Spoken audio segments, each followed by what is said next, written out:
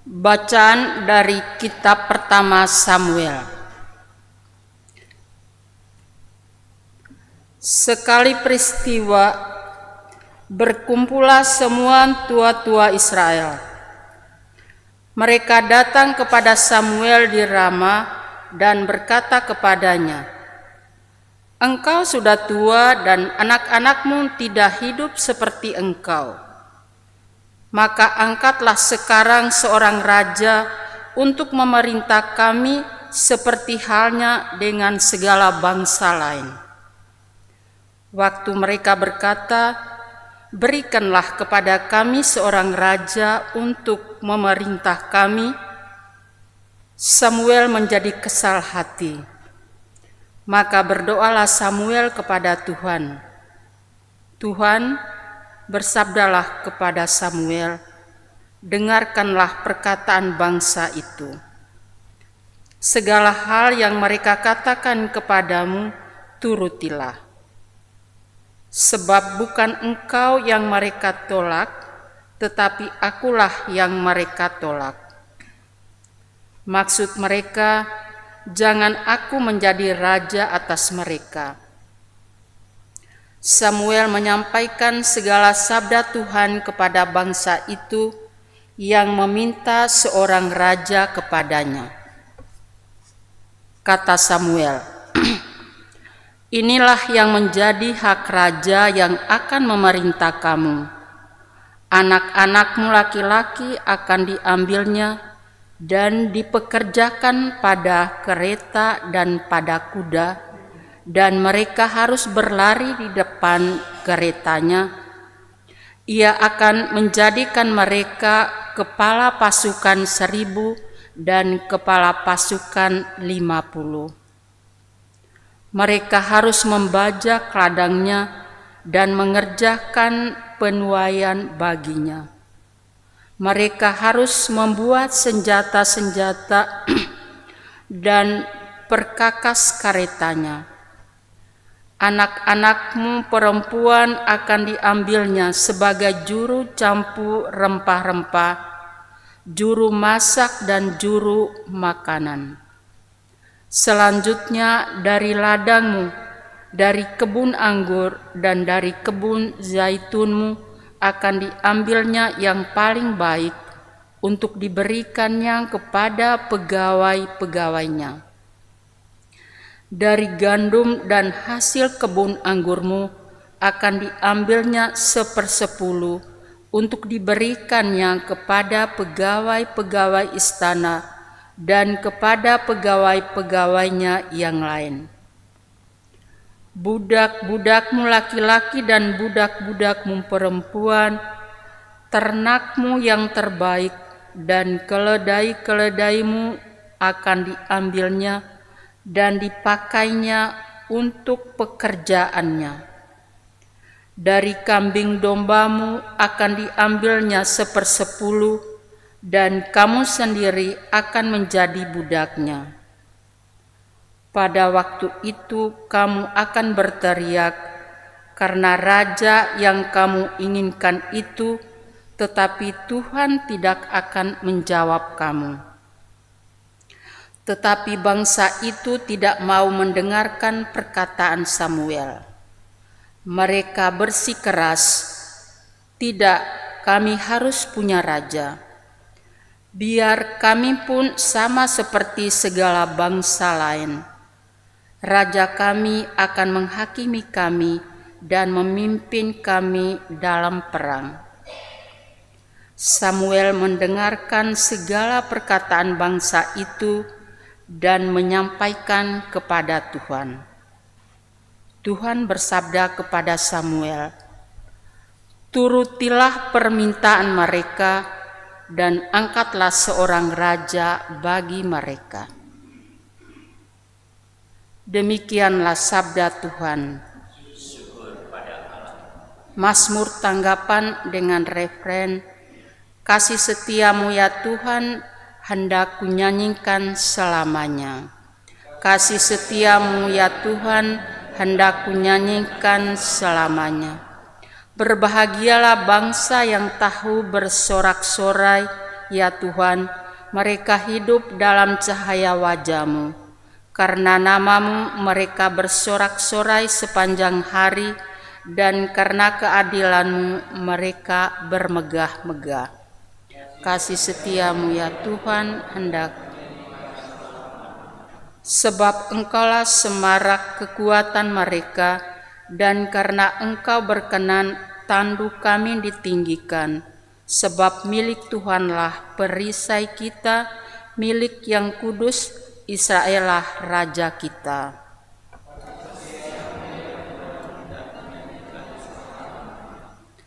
Haleluya, haleluya, haleluya, haleluya, haleluya, haleluya.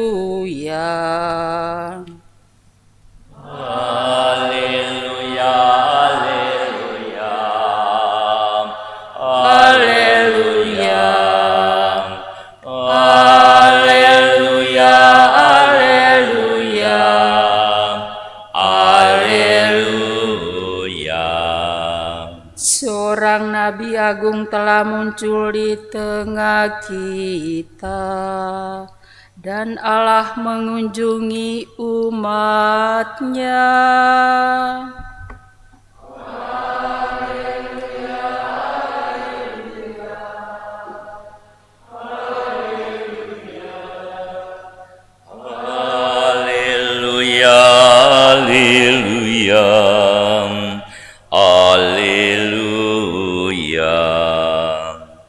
Tuhan bersamamu.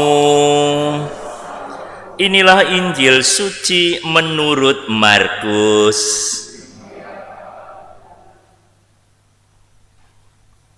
Selang beberapa hari sesudah Yesus datang ke Kapernaum, tersiarlah kabar bahwa ia ada di rumah.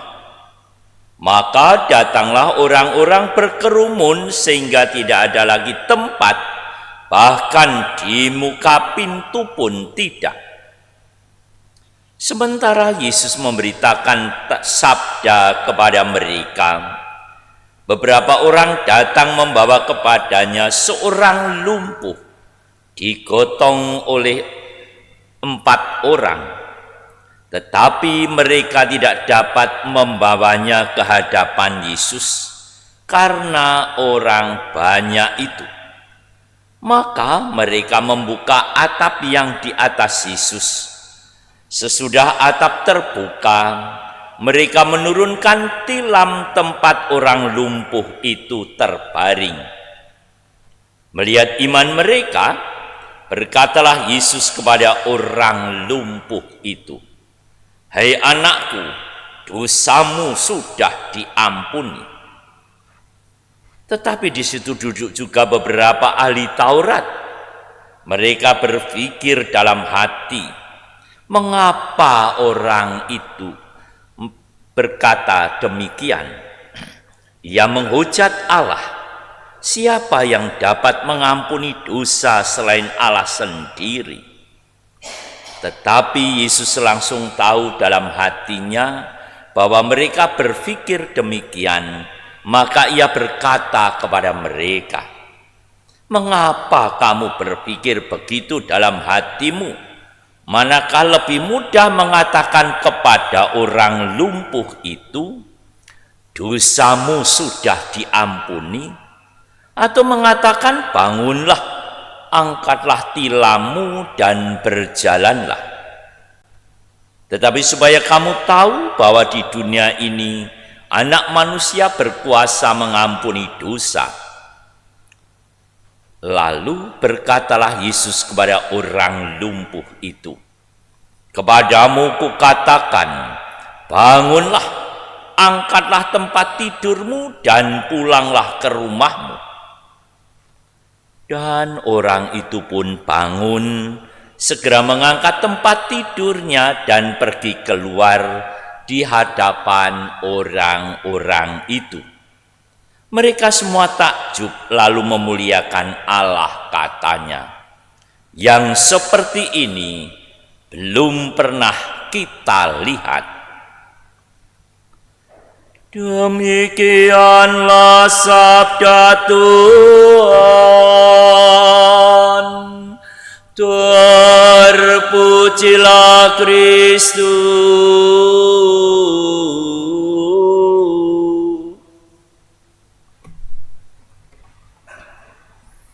Saudara-saudariku yang terkasih, dari bacaan pertama berkaitan dengan permintaan bangsa terpilih minta seorang raja yang diangkat, dan kemudian Samuel begitu gelisah, tapi ternyata Tuhan membimbing Samuel karena Samuel yang menjadi panutan dalam kehidupan mereka, dan ternyata biarkan mereka minta raja karena yang ditolak bukan Samuel tetapi adalah Allah sendiri.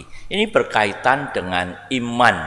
Kalau bangsa terpilih itu sesungguhnya ada pemimpin harus hidup sesuai dengan kehendak Allah. Artinya harus beriman sungguh dalam hidupnya dan melaksanakan apa yang dikehendaki Allah dalam memimpin bangsa terpilih. Karena bangsa itu hidupnya sungguh dipimpin oleh karena iman kepada Allah. Dalam bacaan Injil menjadi sangat jelas bahwa ketika ada orang-orang yang datang mengusung seorang lumpuh namun tidak bisa membawa ke hadapan Yesus, mereka punya keyakinan bahwa kalau berjumpa dengan Tuhan Yesus maka akan memperoleh kesembuhan. Karena iman kepada Yesus membawa kesembuhan. Dan apa yang dilakukan? Mereka membongkar atap rumah dibongkar, dan kemudian karena iman yang begitu kuat kepada Yesus, maka akhirnya perjumpaan itu membawa kesembuhan. Saudara-saudariku terkasih, dalam hidup iman perlu diperjuangkan, perlu berani mengangkat orang lumpuh, berani membongkar atap. Hidup kita dalam iman pun perlu kita perjuangkan terus supaya perjumpaan kita dengan Tuhan Yesus juga membawa kesembuhan, membawa kebaikan bagi hidup kita. Kita refleksikan, kita imani perjumpaan kita dengan Tuhan Yesus hari ini, semoga juga membawa kesembuhan, membawa kehidupan baru, membawa pembaruan dalam hidup kita. Untuk itu diperlukan iman yang sungguh, keberanian membongkar atap, suatu usaha yang terus-menerus, yang akan terus kita lakukan sampai akhirnya perjumpaan kita dengan Kristus membawa suatu kebaikan dalam hidup kita. Kita imani kehadiran Tuhan Yesus dalam Ekaristi ini supaya membawa kebaikan, membawa kesembuhan, dan juga pembaharuan dalam kehidupan kita. Tuhan memberkati kita semua.